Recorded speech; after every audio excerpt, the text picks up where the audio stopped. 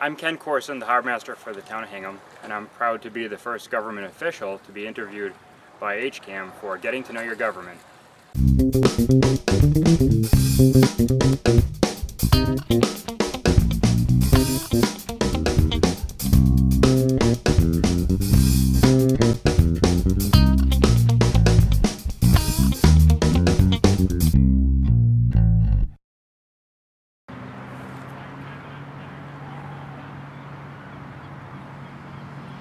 I've been working for the town of Hingham in the Harbormaster's office since 2000, when I was an assistant Harbormaster. In 2004, I became the full-time deputy Harbormaster, and then in 2009, I was appointed Harbormaster. This is the Inner Harbor mooring basin. We have 231 moorings there. We also have 2 private marinas off to your right over there. There's the Outer Harbor, which is just beyond those islands over there. You can see a couple moored boats. That's the Outer Harbor. Then we have a couple more mooring areas down in the back river, and then another one on the other side of World's End over here. That's the World's End mooring area. We also have another marina in town, which is the shipyard marina. That's in the back river. My favorite part of this job is definitely getting out on the boat and interacting with the citizens and enjoying this great harbor that we have. Right now we're coming into the Outer Harbor mooring area. This is off of Crow Point. Roughly 350 moorings in here, mooring locations for boats to moor at. This particular spot is right between Langley Island and Sarah Island. Sarah Island's the one with all the birds that we just saw a few minutes ago.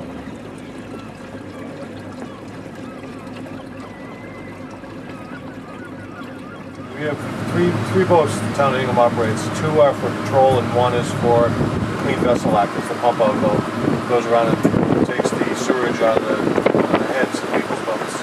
This radio stays on 16 all the time. 16 is a hailing and distress channel.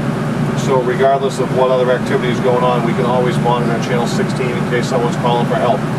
This radio scans a bunch of different channels that we need to work on.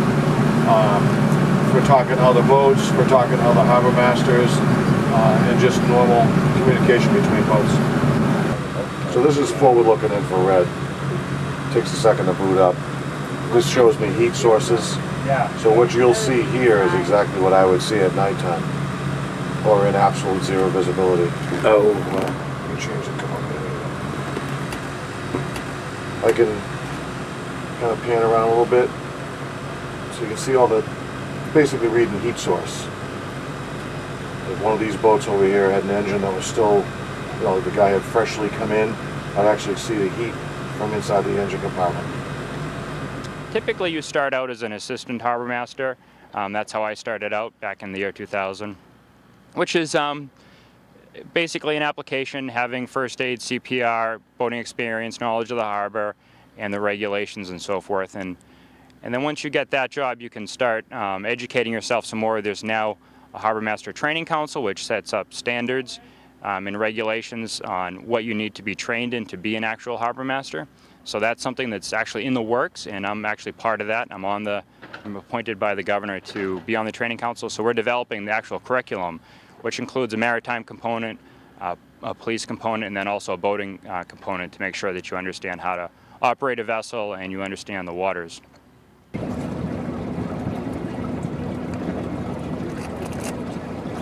I oversee a staff of 9 assistants. We have a pump-out boat that's operational 4 days a week, and we have 1,300 moorings and boats in the harbor that we need to keep an eye on.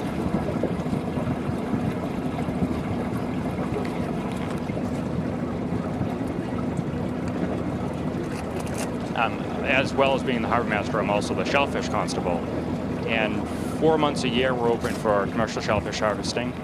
And they dig different areas in town.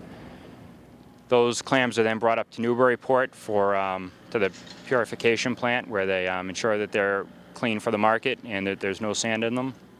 That's probably our biggest fishing resource right there. We do have a lobster boat fleet that goes out of the back river.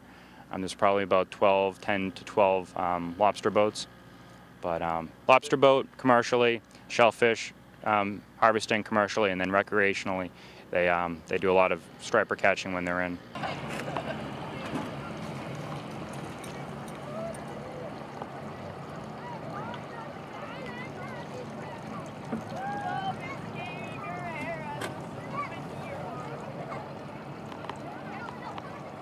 Three safety boats. These programs have a lot of racing focus and sailing skills, but at times, you know, they also make sure that the kids get a chance to have some fun, swim, especially on a day like this. If you're exiting the harbor, it's important to remember that it's the reverse of red right returning. When you're returning to the harbor, red should be on your right. When you're exiting the harbor, the red none should be on your left.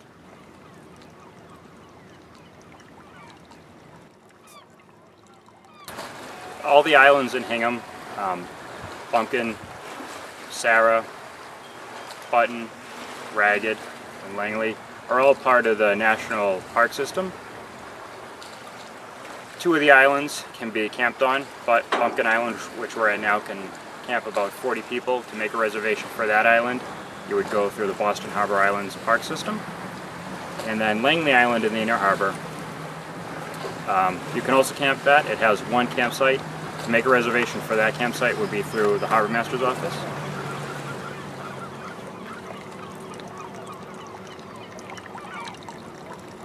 My name's Sam Moravia. I'm a former park ranger out here in the Boston Harbor Islands, and I guess I'm just going to talk a little bit about some of the wildlife that we've had out here.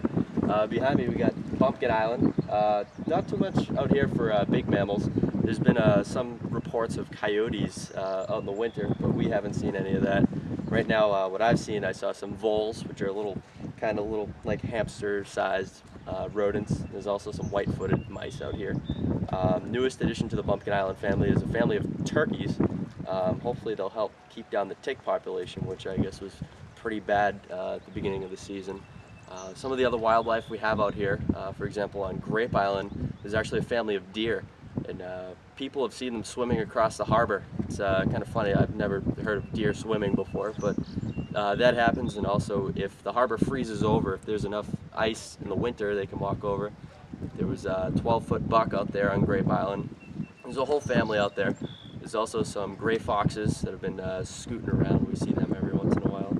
Variety of bird life out here. I mean, pretty much anything that you'd see on the mainland, you'd also see out here. The most frequently visited area would be the backside of World's End, which is called the Gunk Hole. On Saturday and Sunday, each day we can have roughly 300 to 400 vessels in there. They're rafted, anchored, enjoying the secluded spot, fishing, swimming, barbecuing. So that's definitely the #1 spot. We have transient boaters that come in from Boston, the North Shore, the South Shore, and even our own town, Hingham. So throughout the entire waterway, it's slow, 6 miles an hour, no wake, except for vessels in the water ski tubing area when they're conducting those activities. If anyone runs into a problem in the water or you need assistance, don't hesitate to reach out to us. That's what we're out here for. Any distress or anyone's concern is not too petty for us. So if you're on the water and you're encountering yourselves in a situation and you think you need help or might be needing help, we can be reached on VHF 16 and also channel 12 on your marine radios.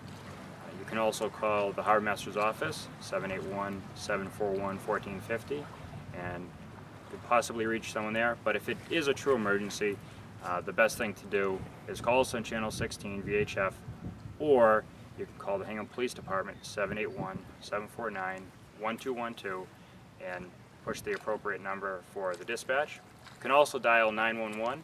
You'll get the state police from a cell phone, and it's important to just reference that you're in Hingham and you need the Hingham Police, and then they will dispatch us to your location.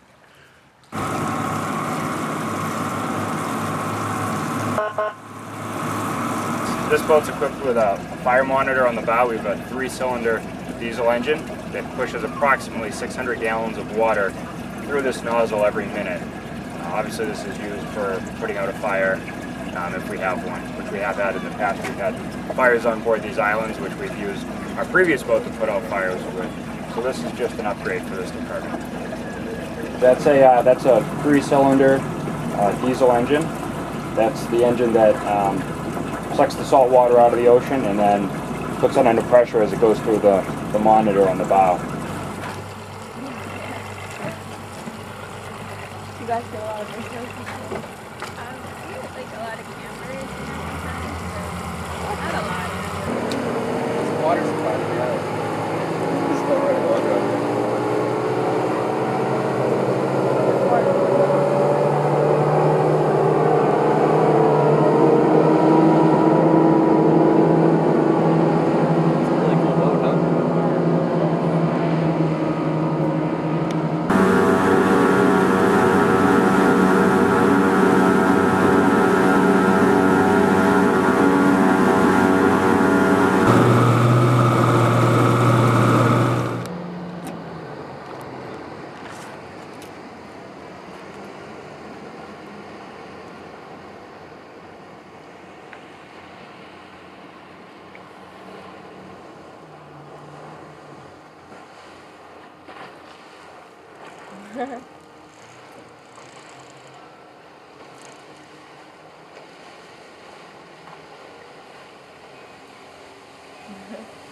It's fun.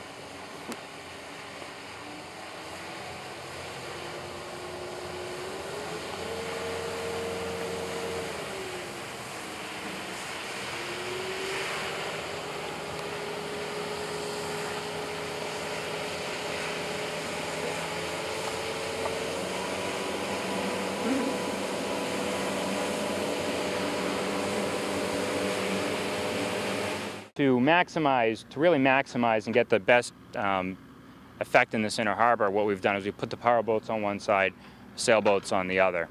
There is also a little bit of a draft issue.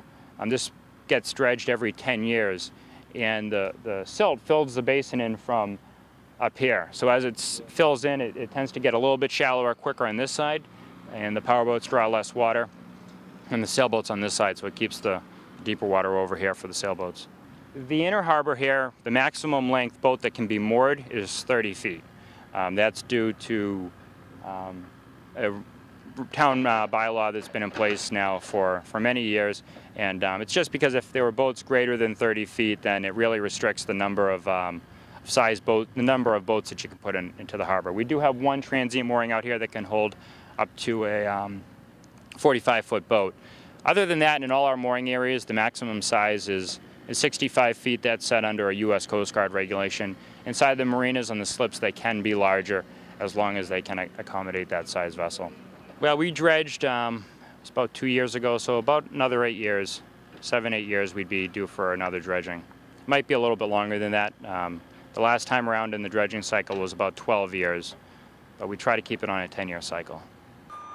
We've done a lot of changes have come up in the last 2 years, a lot of improvements, and there's nothing right now that I'd want to try to change or improve. I think we've done a great job, and it's just trying to perfect the system we have, make it even more user-friendly, and try to make sure that all of our mooring customers are pleased with their positions and just improve upon the system we have. I would like to provide some more resources for the boaters, such as some public facilities here in the inner harbor for bathrooms. We have porta potties over there, but I would like to see some real bathroom facilities in here. The Harbormaster's office operates a pump-out boat to pump waste or sewage from the recreational boats in town. It's funded through the Clean Vessel Act. It's at no charge to anyone that's in Hingham waters. We encourage everyone to use that and not discharge into the harbor. We work very hard to keep the harbor clean. We do have a new pump-out station that's coming in the inner harbor, which people will be able to use on their own, and also allow us to dispose of the waste that we pump in our pump-out boat. Every year we pump about 14,000 gallons of raw sewage from boats in this town. Every day is distinctly different from the previous day. During this time of year, I have a significant amount of time getting out in the boats, dealing with mooring issues, and making sure that our waters are safe. enforcing the different regulations, as well as meeting with other town government officials and the citizenry to address their needs and concerns. So every day is very different, but I enjoy that, and it's a lot of fun. Well, I hope that everyone in town at least makes it down to the harbor. If you can't get out on it, if you have a boat, definitely make the best use of it. If people have any suggestions or comments that they think we can do to help improve the experience, I'd love to know about it. We really have great harbor. It's beautiful.